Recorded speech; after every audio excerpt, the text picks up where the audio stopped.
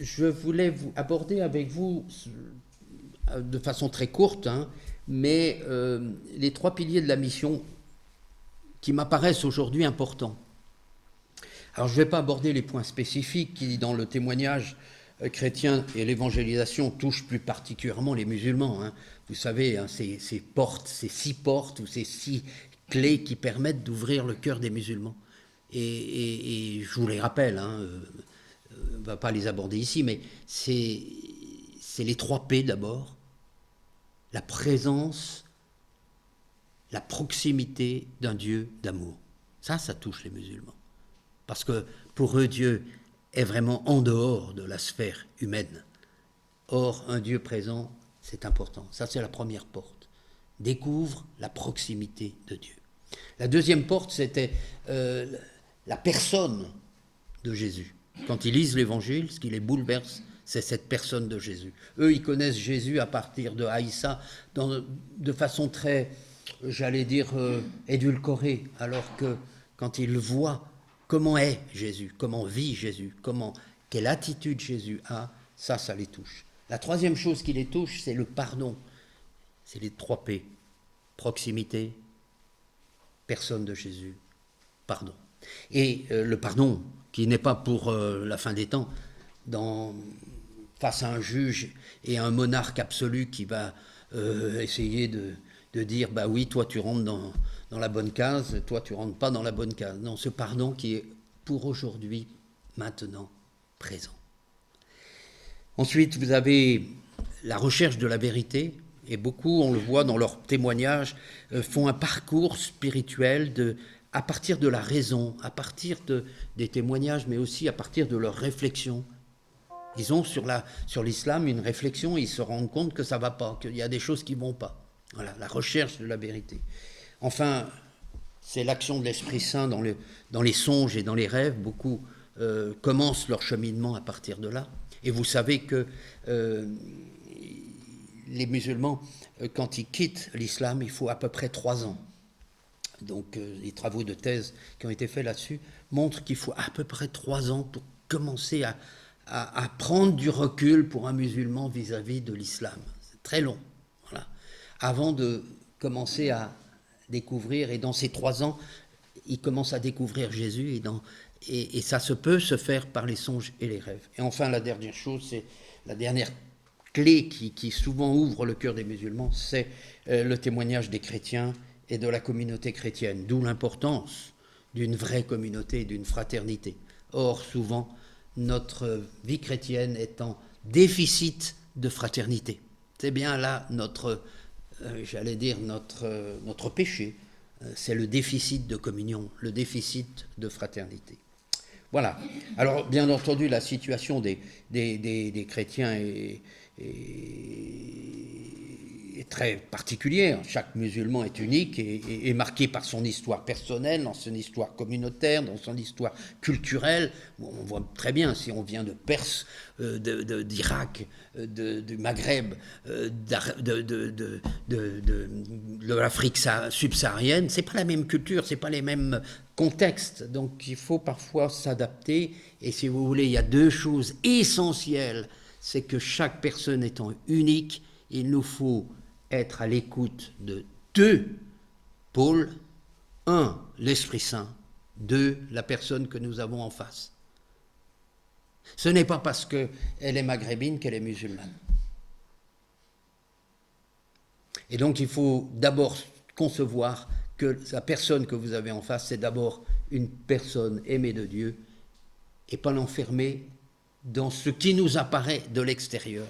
Même si elle le dit elle-même, je suis fils d'Algérien, donc musulman. Ben non, parfois ils ne le sont pas, mais c'est leur carte d'identité qui leur donne cette, j'allais dire, ce portrait-là.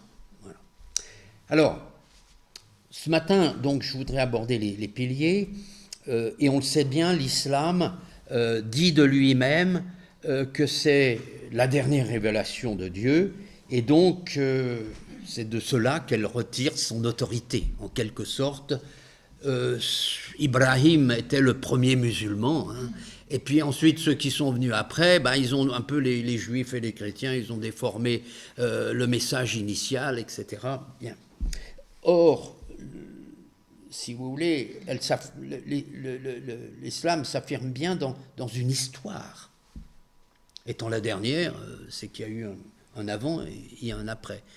Or, aujourd'hui, si on regarde bien les travaux qui ont été faits sur l'histoire, justement, de l'islam, quand on fait travailler l'historiographie, quand on fait travailler la recherche, l'archéologie, la numismatique, la philologie, tout ça, on s'aperçoit que l'islam a une histoire. Et ça ne vient pas, pouf, du ciel.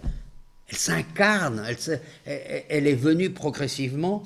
Et donc, on s'aperçoit que depuis ces 20 dernières années, toutes ces études, que l'islam et le Coran ont une histoire. On commence à découvrir que la religion islamique est l'aboutissement d'un long processus, en fait. Un long processus qui commence du 1er siècle, peut-être même avant, avec le messianisme, mais qui aussi s'aboutit jusqu'au 9e siècle, et qui aboutit à quelque chose que nous connaissons aujourd'hui, qui est l'islam tel que nous l'avons sous nos yeux. Et donc, c'est intéressant de voir ce travail de l'histoire. Et à partir de ces travaux, ça me permet de comprendre, pour moi en tout cas, d'ores et déjà de résumer 3 étapes de processus de rupture qui s'est produit dans l'histoire. Parce que, on le voit bien dans les derniers travaux de recherche archéologique en Arabie, que les communautés juives existaient, que ce n'était pas le temps de l'ignorance en Arabie, mais une présence judéo-chrétienne importante, etc. On le découvre tout ça. Donc, on s'aperçoit que l'islam est né d'un processus de rupture. Rupture par rapport aux communautés qui existaient avant, juives, chrétiennes et judéo-chrétiennes. Et donc, c'est un processus de rupture théologique et politique qui ont conduit donc à la naissance de l'islam, que nous connaissons aujourd'hui. On peut parler donc d'une rupture, d'une mise en orbite de l'islam qui s'est faite par 3 ruptures consécutives. La première, c'était quoi ? La première, on commence à le voir du reste dans les Actes des Apôtres, où on a une rupture qu'on pourrait énoncer de cette façon: être attaché à la tradition juive ou être attaché à la nouveauté de l'esprit. Il faut bien voir que tous les premiers chrétiens étaient juifs. Certes, un judaïsme différent du judaïsme rabbinique que nous connaissons aujourd'hui, c'était le judaïsme du temple. Et donc, on voit bien qu'il y a des tensions qui vont se faire pour ceux qui disent « Ah, mais attendez, là, les nouveaux convertis, il faut qu'ils suivent la loi de Moïse. » C'était la loi de Moïse. Et on voit bien que Pierre à Joppé va être bouleversé. Comment c'est ce que tu as décrété comme étant impur, ces aliments, moi je les rends purs. On voit bien qu'il y a une tension qui se fait entre la loi et l'esprit. Ça, je dirais, c'est les prémices. Ça existait déjà. Mais tout ça va aboutir dans l'Antiquité tardive, du 1er siècle jusqu'à 6e siècle, avec le judéo-nazaréisme, avec tous ces courants qui vont naître, et ces tensions qui vont naître, il y a une rupture, il y a une blessure, et la première, c'est vis-à-vis de la communion, c'est-à-dire vis-à-vis de l'Esprit Saint. L'Esprit Saint cherche à faire la communion. Et là, on voit qu'il y a une scission. On le voit très bien dans les Actes des Apôtres et dans les Épîtres de Paul. Donc, ça, c'est la première. La seconde rupture se greffe sur la première.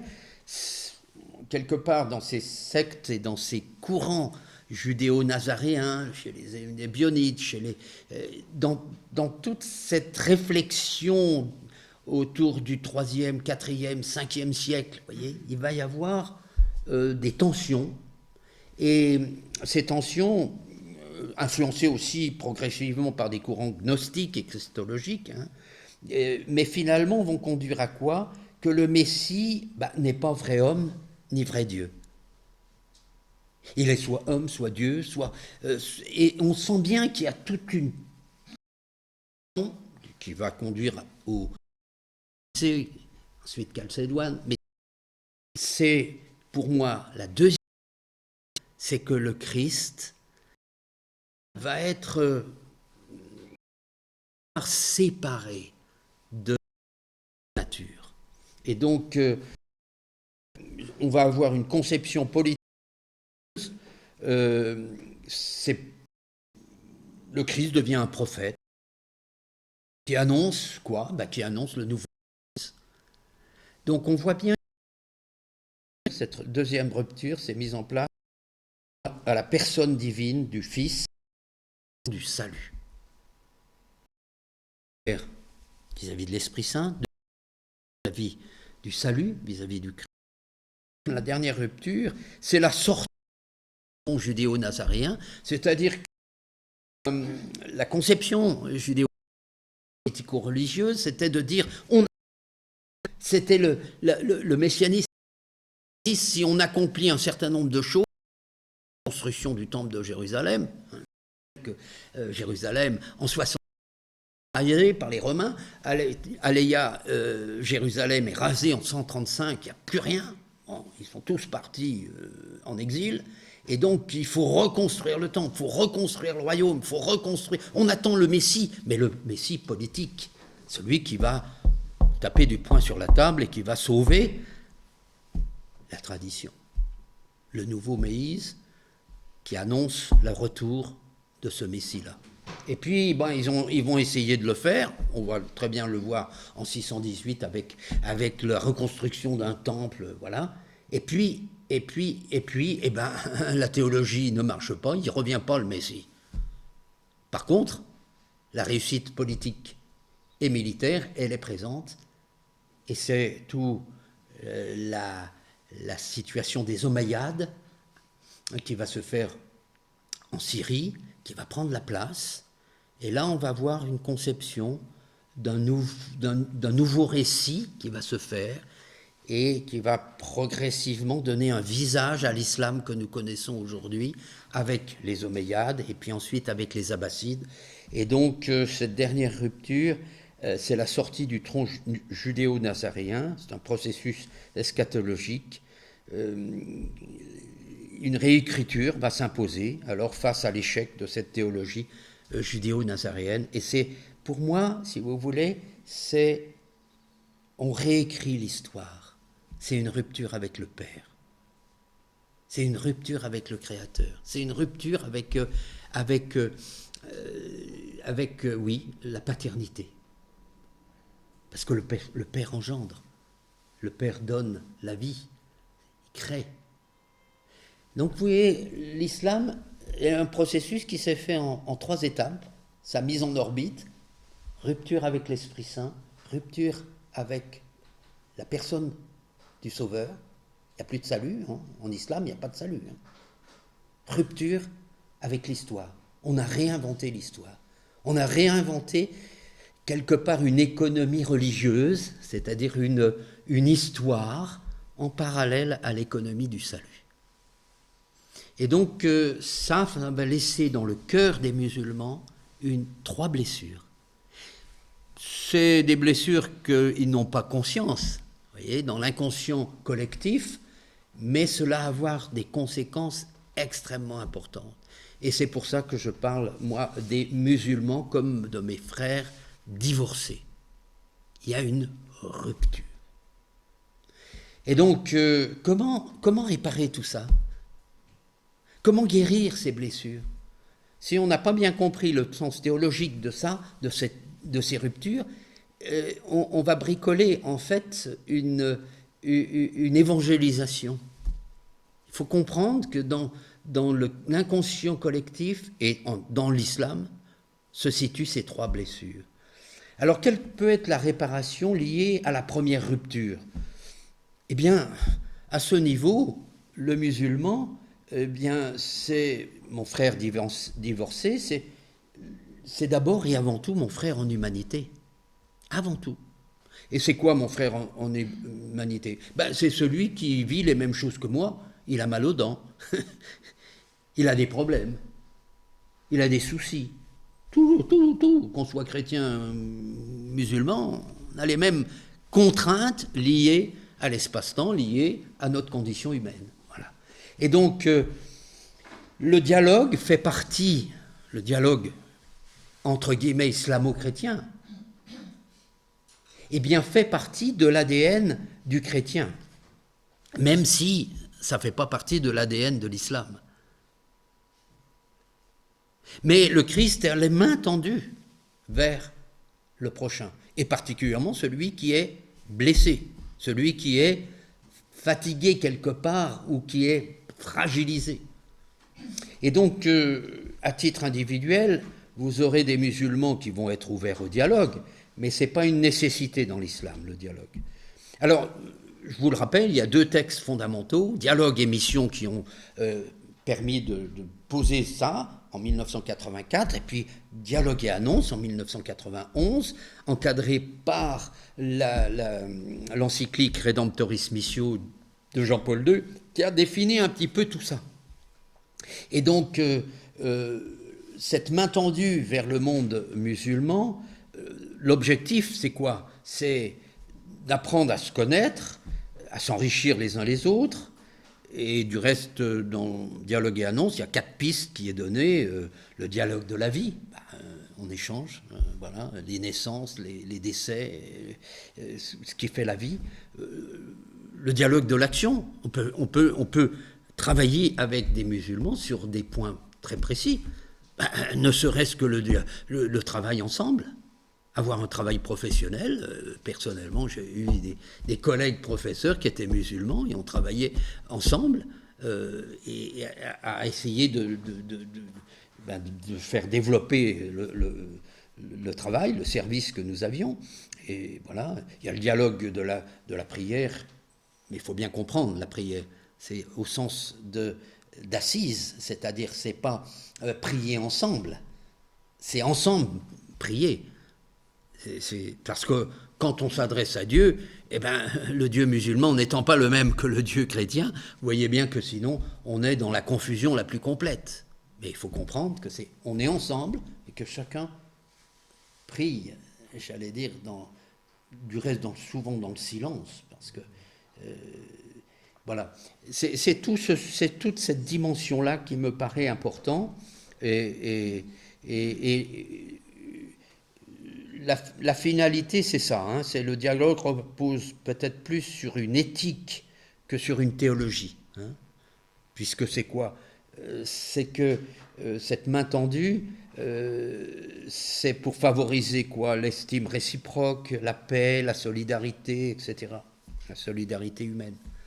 C'est dans ce sens qu'il faut comprendre Fratelli Tutti, parce que sinon on ne comprend pas bien. C'est pour répondre, vous voyez, à cette approche-là du frère en humanité. Le musulman est d'abord et avant tout mon frère en humanité. Et donc, ça, je crois que ça contribue à guérir une blessure profonde, cette première blessure. Dans la seconde rupture, à l'ouverture sur la miséricorde du Christ, vous voyez, cette deuxième rupture par rapport au Christ. Alors, quels sont les éléments de pastoral qui peuvent contribuer à réparer cette rupture portant sur la personne du Christ, sur le salut en Jésus-Christ? Moi, il me semble qu'on peut en citer 3, hein, 3 critères qui sont en interaction entre eux, qui contribuent à rendre audible le salut pour mon frère divorcé qui est le musulman. Vous le savez bien, c'est l'Esprit Saint qui précède l'annonce du salut, qui agit et qui prépare les cœurs à une rencontre personnelle avec le Christ. On le voit très bien dans les songes, dans les visions, etc. Mais ça, c'est l'Esprit Saint, c'est l'action de l'Esprit Saint. Et il faut bien comprendre que la vérité, ce n'est pas une idée, ce n'est pas un concept. Pour nous, la vérité, c'est une personne. Donc si on veut annoncer la vérité, c'est pas des valeurs qu'on annonce, c'est une personne qu'on annonce. Alors, 3 choses peuvent aider à ce que cette miséricorde du Seigneur puisse se faire dans le cœur des musulmans, afin de guérir cette blessure qu'il y a. La première, c'est l'intercession. Et c'est l'intercession, ou ce que j'appelle les monastères de l'annonce cachée. C'est-à-dire ceux qui prient pour la conversion. La conversion des chrétiens, la conversion des musulmans. Ça, c'est l'intercession. Chez nos amis évangéliques, ça va se faire sous forme de la louange ou de la prière de victoire, de combat. La deuxième chose, c'est l'œcuménisme, ou la fraternité unifiée au cénacle. Que tous soient un afin que le monde croie. Et la troisième chose, c'est l'annonce directe, la parole qui est proclamée, la parole du Christ. Alors si je reprends un peu ces 3 points, l'intercession, est-ce que nous sommes convaincus dans notre Église catholique, entre autres, qu'il est nécessaire de prier pour la conversion des musulmans? Si on n'est pas prêt pour ça, ça veut dire qu'on n'a pas reçu ce charisme. Mais peut-être qu'on est plutôt dans la première mission. Vous voyez, la première guérison de la blessure initiale vis-à-vis de l'Esprit Saint. C'est-à-dire qu'on va prier pour la paix. On va prier pour l'entente. On va prier pour la fraternité. C'est pas en opposition. Mais ça ne doit pas devenir hégémonique. Il faut prier pour la conversion. Et on est plus à l'aise dans notre Église catholique de prier dans le cadre du dialogue pour la paix, l'entente, l'amitié que pour la conversion. Prier pour le salut, ça ne signifie absolument pas prier pour avoir la victoire, pour avoir raison, pour la tranquillité. C'est pas ça. La tranquillité qu'on appelle la paix. Puisque pour nous, si nous prions pour la paix, nous ne prions pas pour la tranquillité. Nous prions pour qui est la paix. C'est une personne. C'est une personne, c'est le Christ. Christ est notre paix, nous dira saint Paul. Christ est notre paix. Donc, prier pour la paix, c'est prier pour que le Christ revienne. Qu'il soit paix. Et on le voit bien, la tranquillité, ce n'est pas la paix du cœur. Bien, prier pour le salut, c'est ça. L'intercession peut prendre différentes formes, la louange, l'adoration, la prière à Marie, etc. C'est également une prière de bénédiction pour mon prochain. Appeler la bénédiction sur mon frère divorcé. C'est important. Deuxième chose, l'œcuménisme, que tous soient un, comme je vous le disais en Jean 17. Si la pleine communion, elle n'est pas toujours réalisée au niveau doctrinal ou ecclésiologiquement ou pastoralement même, la grâce de Pentecôte qui a touché toutes les églises est, je crois, un signe de l'Esprit Saint pour notre temps. Et Vatican II a ouvert les portes afin de s'ouvrir à la richesse et au charisme des autres églises. Et on est passé un peu de l'ecclésiocentrisme au christocentrisme, quelque part, vous voyez, où on se disait « Ah non, il n'y a que dans l'Église catholique que nous avons la vérité, et le salut vient par l'Église catholique. » Non, il vient par le Christ. On n'est plus centré sur sa propre communauté, qui est le seul chemin vers Dieu, mais vers le Christ, qui est le chemin, la vérité et la vie. Ça nous repositionne. Moi, j'ai vécu, pour ma part, cette grâce de l'œcuménisme à 2 niveaux, et je crois que nous allons le vivre de façon beaucoup plus forte encore aujourd'hui en Europe. Le premier niveau, c'est que la grâce de l'Esprit Saint qui est donnée, et on le voit. C'est quand même assez incroyable que ces conversions qui ont eu lieu à Gaza, plus de centaines de musulmans qui ont la même nuit reçu le même songe du Christ qui leur apparaît. Vous voyez, c'est indépendamment de notre action ecclésiale, de notre pastorale, de ce qu'on peut faire. Voilà. Ça, c'est l'action de l'Esprit Saint. Et puis la deuxième chose, c'est la persécution.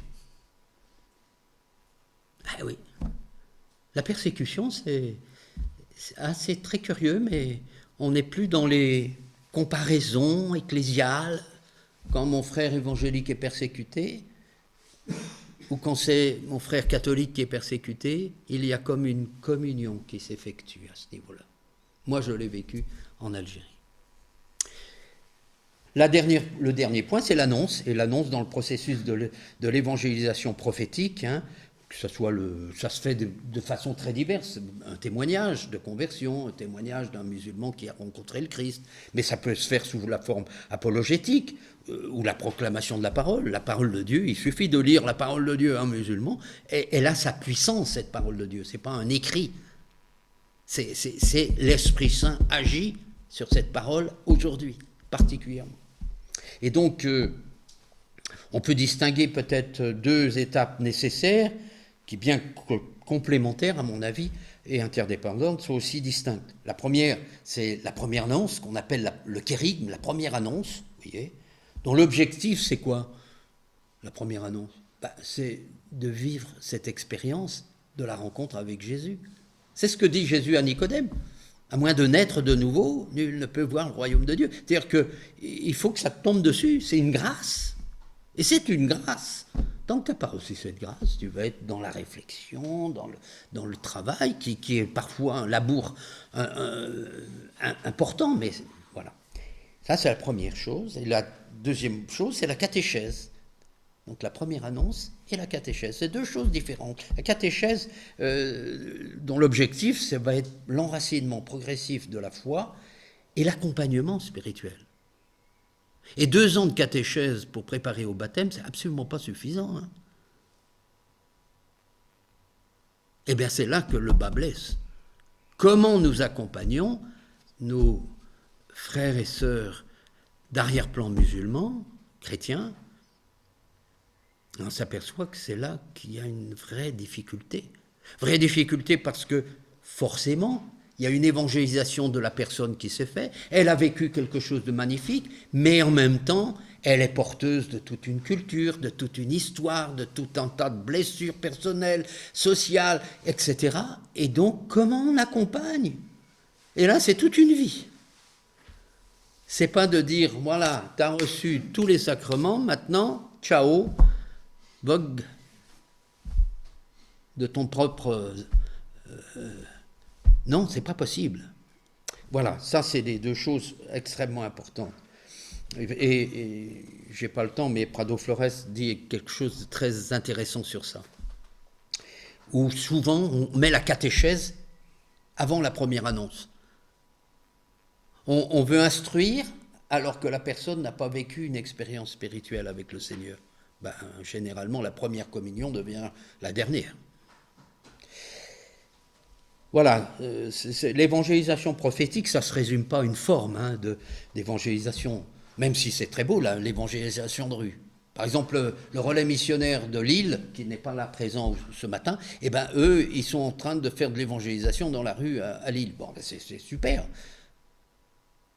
Mais ce n'est pas que ça. Ça dépend de notre environnement. Et on peut se poser la question, où sont les musulmans aujourd'hui dans mon environnement? Quels sont les lieux d'interface entre les chrétiens et les musulmans? Il faut se poser la question. On voit bien que c'est l'école, les lieux, les associations sportives et autres, les voisinages, dans le travail, etc., etc. Et puis, il faut bien comprendre aussi qu'il y a des formes nouvelles qui existent et qui se mettent en place. À la Pentecôte, c'est intéressant. Qu'est-ce qui se passe? Ils entendent les merveilles du Seigneur dans leur propre langue. Alors nous, on voit les langues, l'arabe, le farsi, le français, l'anglais. Non, mais il y a aussi Internet, c'est une nouvelle langue. C'est une nouvelle langue. À tel point que du reste, aujourd'hui, il y a des analphabètes de l'Internet et c'est extrêmement handicapant. Si vous n'avez pas ça, vous êtes mort. Et donc, tout ça, c'est entendre voyez, c'est s'adapter, et l'évangélisation nous invite à nous adapter. Hein. Et je termine la troisième rupture, c'est la réhabilitation de l'histoire et de la raison. Le monde musulman est blessé de ça. Voyez. Il s'est enfermé. Et le monde islamique a tendance à s'exclure, à se couper, à se marginaliser, à se communautariser, voyez, et se recroqueviller sur lui-même parce que c'est une assurance, parce que le monde moderne est tellement déboussolant que, on le voit bien, c'est un repli qui est en train de se faire aujourd'hui sur une idéologie politico-religieuse. Et donc en islam, l'homme n'est pas invité à la fois à être co-créateur avec son Dieu, comme nous le sommes en tant que chrétiens, co-créateur. C'est incroyable. Non, non, pas du tout en islam. Les musulmans ne sont pas bousculés par le fruit de l'arbre de la connaissance. Pas du tout. Nous, on est bousculés. Puisque vous savez que, en ayant Adam et Ève pris cet arbre de la connaissance, ben la connaissance, ça bouscule. Hein. La raison, ça bouscule. En islam, non. Non, puisqu'il n'y a pas ni de chute, ni de salut. Donc, c'est un animal supérieur qui a été créé par Dieu. Point. Donc, en islam, le musulman doit être le gardien, enfin, la doctrine politico-religieuse doit être un gardien vigilant d'un règlement immuable et figé, auquel on doit se soumettre, et auquel doit se soumettre la création, l'humanité, la raison. C'est pour ça que l'islam va vouloir islamiser tous les aspects de la vie. Tous les aspects de la vie. On va islamiser la science. Si la science ne correspond pas à la doctrine politico-religieuse de l'islam, elle est rejetée. C'est bien là toute la difficulté qu'ont les enseignants aujourd'hui dans le secondaire, quand on parle de l'évolution, quand on parle de... Ah non, c'est pas possible. Ils sont 70% à s'auto-censurer. Donc, vous voyez que l'islam va vouloir islamiser tous les aspects de la raison, de la société, de la vie, même dans les détails, hein, la façon de s'habiller, la façon de manger, la façon de faire sa prière, la façon de... Vous voyez, c'est une orthopraxie, mais extrêmement, comment dirais-je, prégnante. Et remettre en cause cela sera perçu du reste par eux comme de l'islamophobie. Si on dit l'islam est né de l'histoire, le Coran a une histoire, c'est pas une parole que Dieu a dictée à Mahomet. Ah ben non, c'est pas possible. Vous pouvez faire de la critique sur l'évangile en disant oui, ben, il faut faire marcher la raison. En christianisme, tous les papes nous rappellent que foi et raison ne sont pas contradictoires. Foi et raison sont contradictoires en islam. Et c'est bien ce qu'avait essayé de faire à Ratisbonne Benoît XVI, et il s'est fait taper sur les doigts, de façon assez violente du reste. Bien. Donc, en conclusion, je terminerai là-dessus. Est-ce que j'ai dépassé l'heure? Bien sûr. Oh là là, mon Dieu. Voilà, alors je voulais simplement vous redire un petit peu les enjeux missionnaires. Je l'ai écrit pour l'évêque auxiliaire de Lyon qui m'a demandé de le faire, et je vais le résumer en conclusion, qui me paraît très important pour comment se situer dans l'Église aujourd'hui par rapport à la mission auprès des musulmans, dans l'annonce et dans le dialogue. Alors la première des choses, c'est que nul n'est exclu d'entendre la bonne nouvelle du salut, en particulier les musulmans. Ça doit être clair. Aller à la rencontre des musulmans pour établir un dialogue, une écoute, une fraternité avec eux, fait aussi partie de l'ADN chrétien. Accueillir des ex-musulmans en recherche qui frappent ou non à la porte du christianisme et de l'Église fait également partie de l'ADN chrétien et de la mission de l'Église. on plante le décor sur ça. Ce qui veut dire quoi? Ce qui veut dire que si le dialogue et l'annonce sont deux faces qui sont indissociables d'une même réalité missionnaire, leur mise en œuvre pastorale ne peut pas être regroupée sous un même service. Aujourd'hui, quand on s'intéresse aux musulmans, à l'école, dans l'entreprise, dans les quartiers, etc., l'immigration, etc., on dépend du service national pour les relations avec les musulmans. C'est une erreur. Le dialogue, oui, doit dépendre de ce service. C'est-à-dire, ce qui correspond à ce que la première rupture dont je vous parlais tout à l'heure. Le service national des relations avec les musulmans s'occupe des relations avec les musulmans qui ne sont pas en recherche ou qui ne sont pas en rupture vis-à-vis de l'islam. Les musulmans et les chrétiens engagés dans cette belle mission de fraternité humaine sont enracinés dans leurs traditions religieuses respectives et ils veulent échanger, se comprendre, etc. Les deux mouvements, dialoguer avec les musulmans ou accueillir des ex-musulmans ou des musulmans en recherche, ça ne relève pas de la même démarche. C'est pas la même chose. Et donc, c'est, je crois, plutôt le rôle du service national, de la catéchèse et du catéchuménat. Et donc, si vous faites ça, séparer les choses, ça devient plus clair. Pourquoi? Eh bien parce que ceux qui sont en recherche, vous avez à peu près en France 1 million d'apostats qui ont quitté l'islam.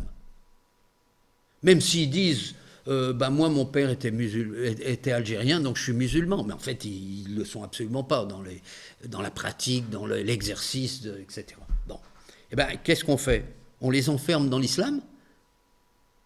Parfois, oui, parce qu'on projette sur eux un musulman qui ne sont plus. C'est un manque de respect profond et de charité. Par contre, comprendre que le service national pour les relations avec les musulmans s'occupe de ceux qui n'ont absolument pas envie de quitter l'islam, etc., c'est très bien. Et il faut qu'en face, il y a des chrétiens qui tiennent aussi la route. Mais le service national pour la catéchèse, elle, s'occupe de ceux qui sont en recherche, ou qui attendent, ou qui sont en réflexion. Et donc c'est cela dont il faut s'occuper vers l'éveil, le baptême et l'enracinement chrétien. On retrouve très bien cette distinction à Rome entre le dicaster du dialogue interreligieux et le dicaster de la promotion de l'évangélisation dont dépend la catéchèse et le catéchuménat. C'est beaucoup plus clair à Rome que dans nos diocèses, en fait. Voilà. En gros, voilà. Donc, aborder la mission des relations avec les musulmans en confiant la responsabilité à un seul service, qui est actuellement le service pour les relations avec les musulmans, ça enferme, à mon avis, les individus dans leurs croyances sans tenir compte de leur rupture ou de leur progressive distance avec celle-ci. Et donc, il ne s'agit pas plus de relations avec des musulmans, mais avec des personnes qui sont en arrière-plan, autres que la chrétienté.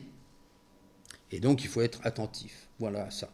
Le fait de maintenir un seul service pour la mission de dialogue et annonce auprès des musulmans, ou engagés dans un dialogue avec la communauté musulmane, et les missionnaires qui sont engagés dans l'éveil, l'accueil et l'accompagnement des personnes d'arrière-plan musulmans, c'est pas la même chose. Et souvent, les premiers, ils disent « Oh là là, mais vous mettez en danger les bonnes relations que nous avons avec la communauté musulmane, donc on veut vous faire taire. » Il y a un conflit qui se fait en interne avec l'Église. Enfin, moi, je le vis depuis 40 ans, alors c'est pas nouveau. Et moi, par contre, je leur dis, vous voulez spolier tout et avoir une formation qui n'est pas la même que la nôtre. Pour nous, il faut une formation qui montre les différences fondamentales entre l'islam et le christianisme. Et eux, ils sont plus dans une formation pour aider les chrétiens à découvrir les richesses que peuvent avoir le monde musulman. On n'est pas sur les mêmes formations. Donc, il y a deux missions très distinctes qui doivent se vivre au cœur de l'Église. C'est le sens de la note que j'ai adressée à notre évêque. Et l'éveil, l'accueil et l'accompagnement spécifique des personnes APM, je n'ai pas le temps de le développer ici, mais doit se faire sur 3 points.